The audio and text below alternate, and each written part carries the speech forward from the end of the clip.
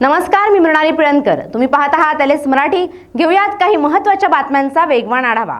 तंबोरा आणि तंतुवाद्य कला जोपासण्यासाठी क्लस्टरला निधी, जागा आणि सुविधा देण्याचा मंत्रिमंडळात लवकरच निर्णय घेऊ, सांस्कृतिक कार्यमंत्री आशिष शेलार यांची माहिती.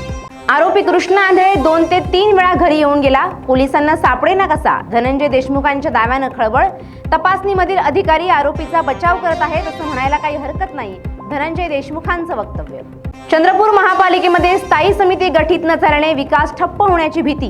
काँग्रेस नगरसेवक आक्रमक. महापौर संगीता खंडेकर यांच्यावर नियमभंगाचा आरोप. उद्योगपती मुकेश अंबानी आणि नीता अंबानी यांनी अमेरिकेच्या माजी परराष्ट्र मंत्री हिलरी क्लिंटन यांचं मुंबईतील त्यांच्या अँटेलिया निवासस्थानी केलं जोरदार स्वागत.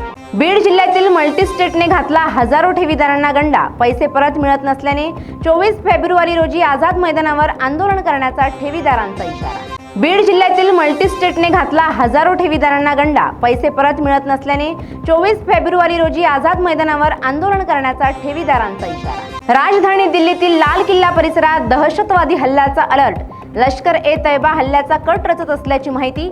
चांदणी चौकातील मंदिरावरही हल्ला करण्याची रणनीती. पुण्याच्या वाघोली वाहतूक विभागाकडून नियमभंग करणाऱ्या वाहनांवर धडक कारवाई सुरू. कर्णकर्कश आवाज काढणाऱ्या बुलेट चालकांवर विशेष मोहीम राबवत कारवाई. दौंडमधील कुरकुंभ येथे आरोपी महेश उर्फ मण्या भागवतचा कोयत्याने निर्गुण हत्या.